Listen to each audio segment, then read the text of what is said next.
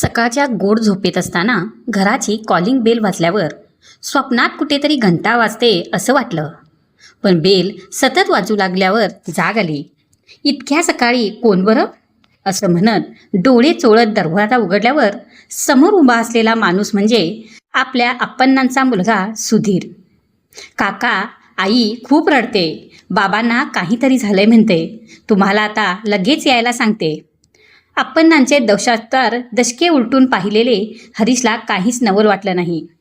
बरं, पुन्हा कुणातरी सावकाराने त्यांना धडा शिकवला असावा. बऱ्याच दिवसापासून सावरले तसं वाटत होतं. मोठ्यासारखी 2 मुलं, सोज्वळ बायको, व्यवस्थित चाललेलं नकली दागिन्यांचं काम. पण आता अप्पण्णा पुन्हा त्या वाटेवर तो निघाला. त्याच्या बायकोचं नशीबच खराब बहुतेक. आता काय नवीन गोंधळ आहे कोण जाणे, पाहू काय आहे ते, असं मनात म्हणत हरीशने पॅन्ट शर्ट घातला. पर्समध्ये पुरेसे पैसे आहेत याची खात्री करून घेतली आणि अजून झोपेत असलेल्या बायकोला न उठवता सुधीरसोबत शेजारच्या गल्लीत असलेल्या अप्पण्णांच्या घरी निघाला. घरी पोचताच अप्पण्णांची बायको सुशीला धावत आली. हरीशांना आम्ही संपलो, ते आम्हाला सोडूनच गेलेत. अगं सुशीला, काय बोलतेस तू? कुठे जातोय तो? तुला आणि मुलांना सोडून त्याचं दुसरं कोण आहे? काहीतरी साधा आर्थिक प्रश्न असेल, येईल तो, तू काळजी करू नकोस. नाही अण्णा, आत्ता आमच्याकडे पैशांची काहीच अडचण नव्हती. त्यांचा धंदा चांगलाच चालू होता. पण गेले 2 महिने ते फार शांत वेगळेच झाले होते. नीट बोलायचेही नाहीत. मध्येच रात्री उठून मुलांना मिठीत घेऊन झोपायचे. तुम्हाला ठाऊक आहेच, ते बोलणं कमीच करत. 4 दिवसापूर्वी व्यवसायासाठी जातो म्हणून गेले, पण परत आलेच नाहीत. आज पहाटे 3च्या सुमारास तिरुपतीतल्या एका हॉटेलमधून फोन आला होता. अप्पण्णांनी आमच्या हॉटेलमध्ये गळफास लावून आत्महत्या केली आहे, तुम्ही लवकर या आणि पुढचं पहा. एवढंच बोलून कॉल कट केला. मला काहीच कळत नाही अण्णा, आता तुम्हीच आम्हाला मार्ग दाखवा. एक क्षणासाठी हरीशला काही सुचेनासं झालं.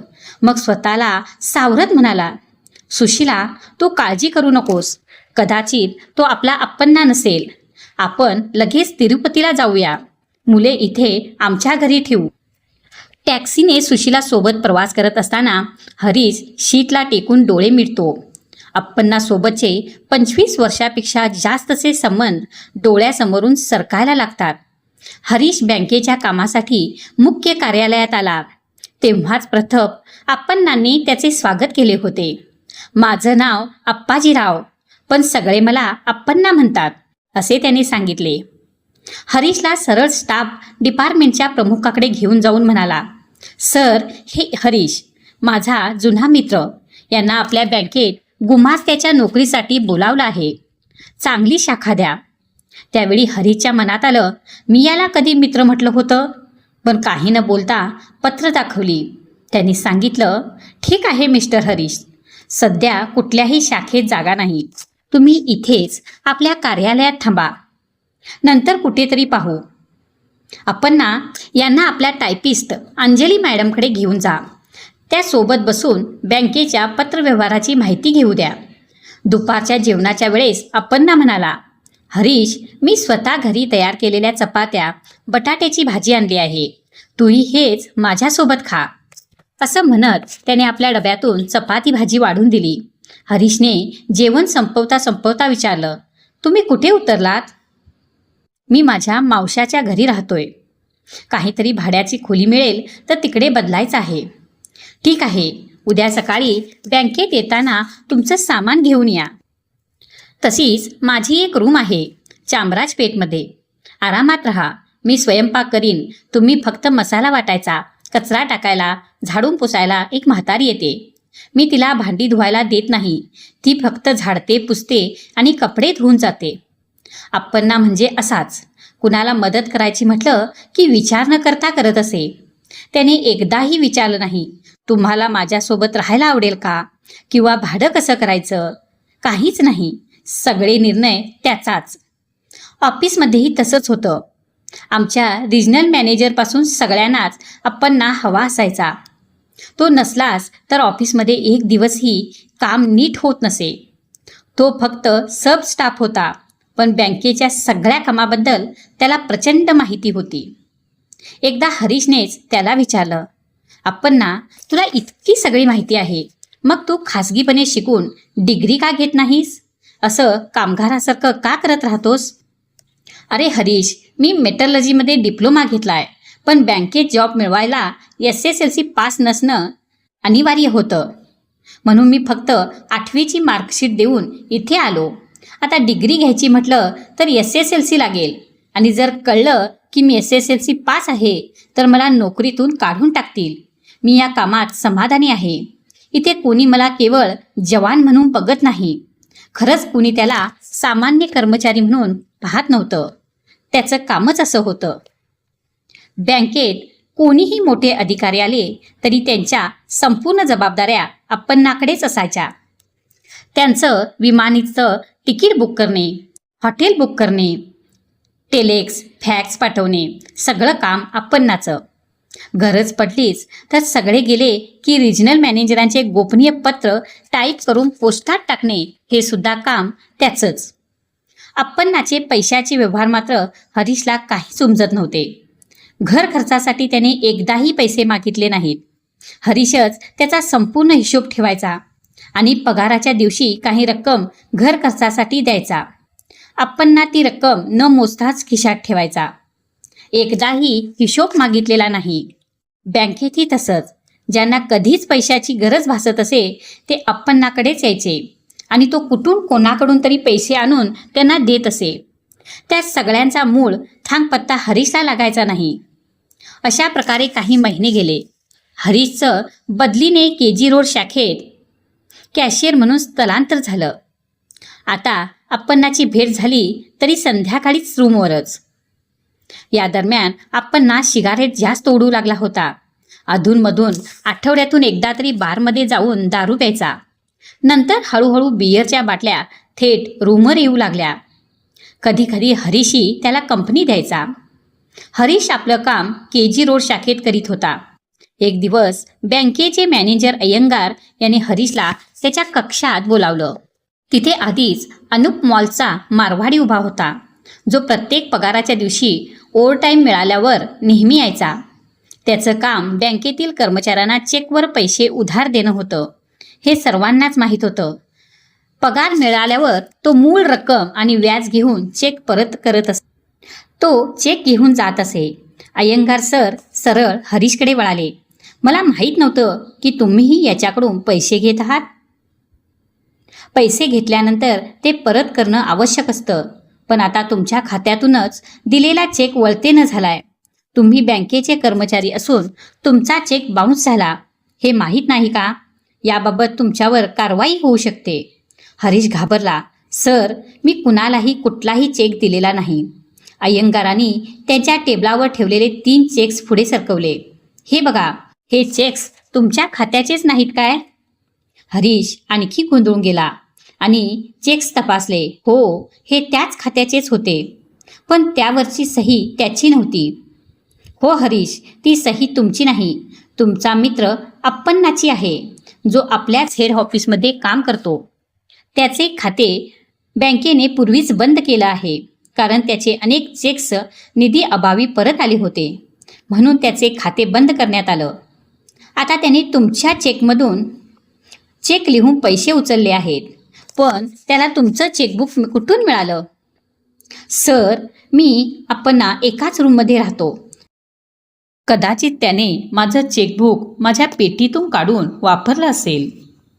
अय्यंगारांनी मग अनुपमलकडे वळून म्हटलं, अनुपमल, हा चेक हरीशने दिलेला नाही, त्यामुळे तुम्ही त्याच्याकडून पैसे वसूल करू शकत नाही.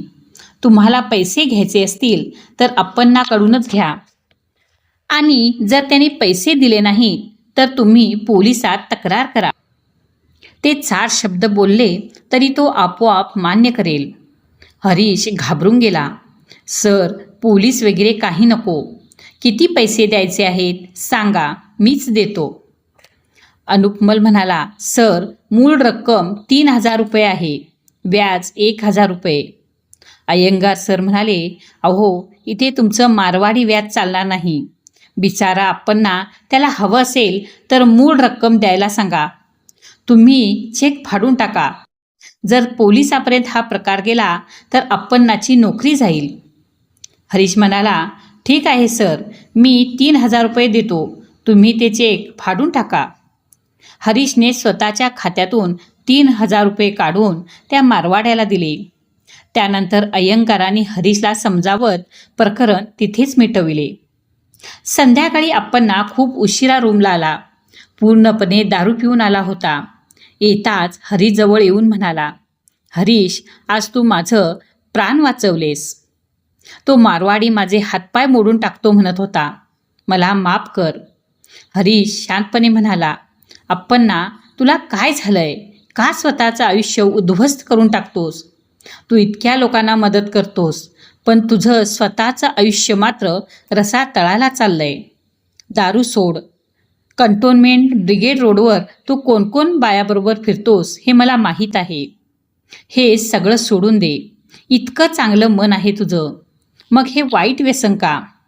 मला माहीत आहे, शहरातल्या लोकांना तू या मारवाड्याकडून पैसे मिळवून देतोस आणि जेव्हा ते लोक पैसे देत नाहीत तेव्हा तो मारवाडी तुला प्राण खातो. मी काय करावं हरीश? सगळे माझे सहकारीच आहेत. ते येऊन मत्तीला विचारतात, मग नाही म्हणता येत नाही. आणि त्या मुलींबद्दल सांगू काय? मी काय करावं? त्या माझ्यावरच पडतात. चांगलं दिसणं ही एक शापासारखी गोष्ट झाली आहे माझ्यासाठी. नाही अप्पण्णा, आधी नाही म्हणायला शिक. या क्षणिक मोहाना सोड, नाहीतर नाश होण्याचा दिवस दूर नाही. हो हरीश, इतकं खरं बोलणारा आजवर कोणी भेटला नव्हता. माझा मोठा भाऊ मोठा इंजिनियर आहे, पण कायम मला नालायक म्हणून हिणवत राहिला. वहिनी तर मला नोकरासारखं बघायची. माझ्याकडून कचरा, भांडी, झाडू सगळं करून घ्यायची. वडील आजारी कोपऱ्यात पडलेले. आई असती तर असं काही झालं नसतं. घर सोडलं. बँकेत सगळे मला छान वागवत होते. मी पण मन लावून काम करत होतो, पण कोणालाच नाही म्हणणं जमलं नाही. सगळे मला वापरून घेत गेले. पण आता मी ठरवलंय, कोणाच्याही अडचणीत पडायचं नाही. माझं काम करून गप्प बसायचं, असं म्हणून टाकलं त्याने. पुढच्या काही दिवसात अप्पण्णामध्ये खूपच बदल दिसून आला. तो थेट ऑफिसमधून रूमला यायचा, आनंदी राहायचा. विविध प्रकारचे स्वयंपाक करून हरीशला खाऊ घालायचा. एके शनिवारी रात्री 11 वाजले तरी अप्पण्णा घरी आला नाही. हे पाहून हरीशला थोडं वाईट वाटलं. नालायक पुन्हा काहीतरी सुरुवात केली असावी असं वाटून झोपी गेला. गाडी थांबली. रिजनल मॅनेजर कारमधून उतरले. त्यांच्यासोबत असलेला PA देखील उतरला. बाहेरूनच त्यांनी हाक मारली, हरीश. हरीश बाहेर गेला आणि त्यानं आत येण्यास सांगितलं. त्यांनी अप्पण्णाची व्यवस्था पाहिली आणि चकित झाले. तुला आठवते का हा कोण आहे? रिजनल मॅनेजरने त्यांच्या PAला विचारले. PAनी थोडं निरखून पाहिलं आणि म्हणाला, हो सर, हा अप्पण्णाच आहे. काही दिवसापूर्वी मिस्टर राठोड यांचा पर्स हरवली होती, तेव्हा पहिला रिपोर्ट हाच देऊन आला होता. हो, हाच तो. काय सांगू हरीश, काल रात्री अप्पण्णाला पोलीस स्टेशनमध्ये बोलवण्यात आलं होतं. काही दिवसापूर्वी आपल्या हेड ऑफिसमधून काही महत्त्वाची फाईल्स हरवल्या होत्या. त्याच्या संशयावरून पोलिसांनी त्याला पकडून खोट्या आरोपाखाली छळ केला.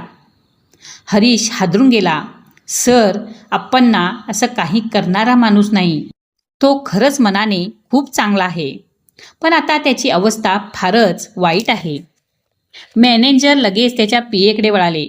PT कुलकर्णी, त्याला लगेच हॉस्पिटलमध्ये दाखल करा. हे प्रकरण मी स्वतः कमिशनरकडे घेऊन जाणार आहे. त्याला न्याय मिळायलाच हवा. त्यांनी अप्पण्णाला त्यांच्या गाडीत बसवलं आणि हॉस्पिटलकडे रवाना झाले. हरीश तसाच दरवाजाजवळ उभा राहिला. डोळ्यातून अश्रू वाहत होते.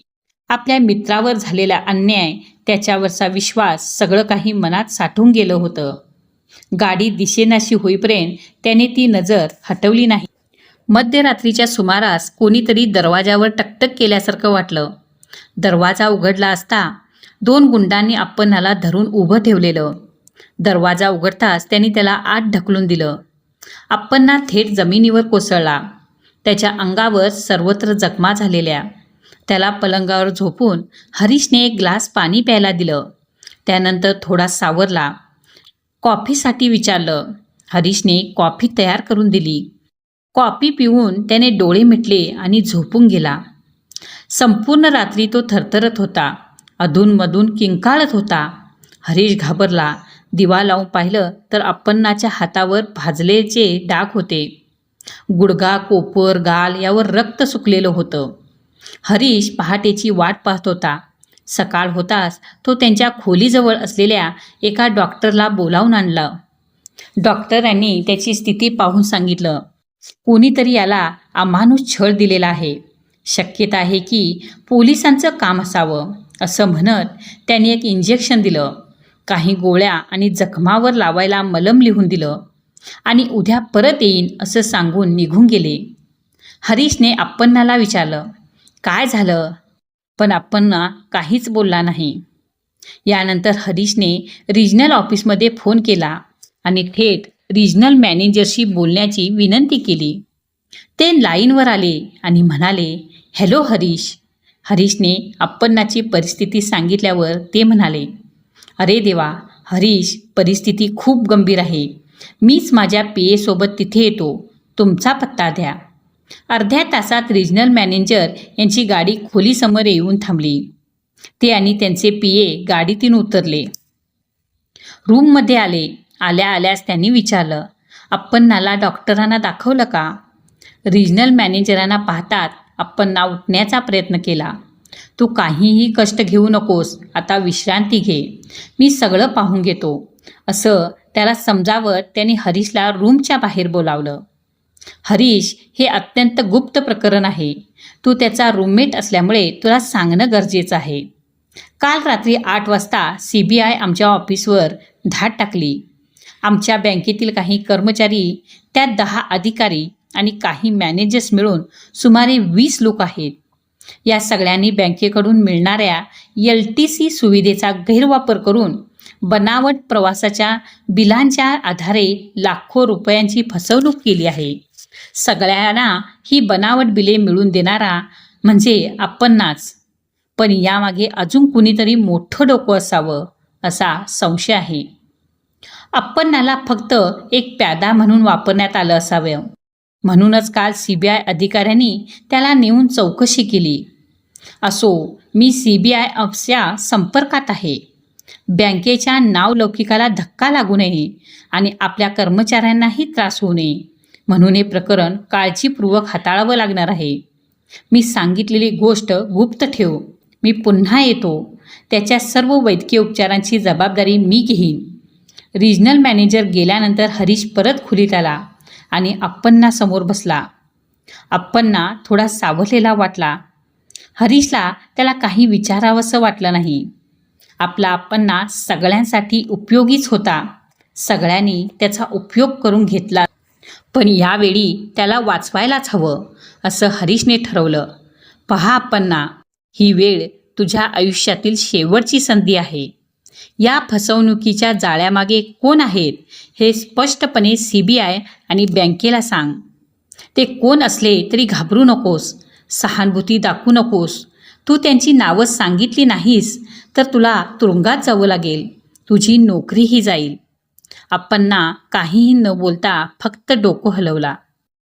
सायंकाळी आपल्या कॅन्टोन्मेंट शाखेचे वरिष्ठ अधिकारी राघवल्लू यांची पत्नी आणि 2 मुलांसह आले तसे थेट खोलीत आले आणि अप्पण्णाची विचारपूस केली. मग हरीशकडे वळून म्हणाले, हरीश, मला एक गुप्त गोष्ट सांगायची आहे. कृपया थोडा वेळ बाहेर जा. तेव्हा पहिल्यांदाच अप्पण्णानं तोंड उघडलं. हरीश, इथेच राहू देत. तुम्हाला काय बोलायचं आहे ते त्याच्यासमोरच बोला. राघवल्लू म्हणाले, पहा अप्पण्णा, तू लालसेच्या मोहात पडून आमच्या सगळ्या मित्रांसाठी बनावट बिले तयार करून वाटलीस. तू जर ही गोष्ट CBIला सांगितलीस तर तू वाचशील. पण मी माझी नोकरी गमावीन. माझी बायको आणि मुलं रस्त्यावर येतील. तू जेव्हा आमच्या घरी यायचास तेव्हा प्रेमानं पाहणारी तुझी वहिनी, तुझे आवडचे निथू प्रणव हे सगळे अनाथ होतील. तू जर सगळं स्वतःवर घेतलंस तर मी वाचेन. तू नोकरी गमावलीस तरी मी आयुष्यभर तुझं सांभाळ करीन. तू एकटाच आहेस. आता तू जर हात झटकलास तर आम्ही चौघही विष पिऊन मरण पत्करू. हे ऐकताच हरीशना अप्पण्णाचा चेहरा पाहिला. त्याला वाटलं त्यानं अप्पण्णाला दिलेली समज आज त्याच्या लक्षात येईल. पण तसं काही घडलं नाही, कारण तो अद्यापही अप्पण्णा होता, तोच अप्पण्णा. कोणालाही नाही म्हणणं त्याला कधीच जमलं नाही. त्यानं निथूला बोलावून तिच्या कपाळावर प्रेमानं चुंबन दिलं आणि राघवल्लूला हात जोडून नंतर आशीर्वादाची मुद्रा दाखवून डोळे मिटले. पुढचं सारं काही नीतीप्रमाणेच घडलं. अप्पण्णानं नोकरी गमावली. उरलेले अधिकारी, मॅनेजर, कर्मचाऱ्यांनी काहीजण बढती गमावली, पण नोकरीत टिकून राहिले. बँक सोडल्यानंतर अप्पण्णा अतिशय वेगानं पुढे गेला. त्याचं मेटल इंजिनिअरिंगचं ज्ञान, चाणाक्ष बुद्धी यामुळे तो एक यशस्वी उद्योजक बनला. त्याचं लग्न झालं. त्याला एक सीतेसारखी पत्नी मिळाली आणि लव कुशसारखी मुलं झाली. हरीश अधूनमधून त्यांना भेटायला जायचा. हरीशचंही लग्न झालं. दोघांचं कुटुंब अगदी एकमेकांच्या शेजारच्या गल्लीमध्ये राहत होतं. सगळं अगदी सुरळीत चाललं असताना अचानक ही बातमी आली. देवा, आत्ता कुठे आयुष्यात चांगले दिवस सुरू झाले आहेत. अशा वेळी माझ्या मित्राला काही होऊ नये असं देवाकडे प्रार्थना करत असतानाच कार तिरुपती हॉटेलजवळ पोचली. शव अप्पण्णाचं होतं. पोलीस फक्त त्यांच्या येण्याची वाट पाहत होते. त्याचा किटी बॅग, पाकिट आणि मृत्यूपूर्वी लिहिलेलं पत्र त्यांनी दिलं. हरीशने आतुरतेने ते पत्र उघडलं. ते पत्र त्याच्यासाठीच होतं. प्रिय हरीश, मी आयुष्यात हरलो. तू मला दिलेले सल्ला मी कधीच ऐकला नाही आणि त्यामुळेच मी हरलो. देवाने मला तुझ्यासारखा मित्र दिला, सीतेसारखी पत्नी आणि मोत्यासारखी मुलं. हातात भरपूर पैसा होता, सगळं काही होतं, पण शेवटी मी स्वतःच सर्व काही गमावून बसलो. माझ्या कारखान्यातल्या एका सुंदर तरुणीला नाही म्हणणं मला जमलंच नाही. तिच्या मोहात इतका अडकून गेलो की अक्षरशः तिचा गुलाम झालो. ती मला बाहुलीसारखं खेळवत राहिली. आता ती 3 महिन्यांची गरोदर आहे. जर मी तिला लग्न करून माझं कुटुंब सोडलं नाही तर ती माझा आणि माझ्या कुटुंबाचा नाश करेल असं म्हणते. तिच्याकडे तशी ताकद आहे. ती काहीही करू शकते. हरीश, मी जरी जिवंत असलो तरी माझं कुटुंब सांभाळण्याची पात्रता माझ्यात नाही. मी कधीच कोणालाही नाही म्हणू शकलो नाही. पण तू माझं कुटुंब माझा सखा भाऊ होऊन सांभाळशील यावर माझा पूर्ण विश्वास आहे. माझी सारी संपत्ती, पैसे सगळं माझ्या बायको आणि मुलांच्या नावावरच केलं आहे. मी आता मृत्यूचं निमंत्रण नाकारू शकत नाही.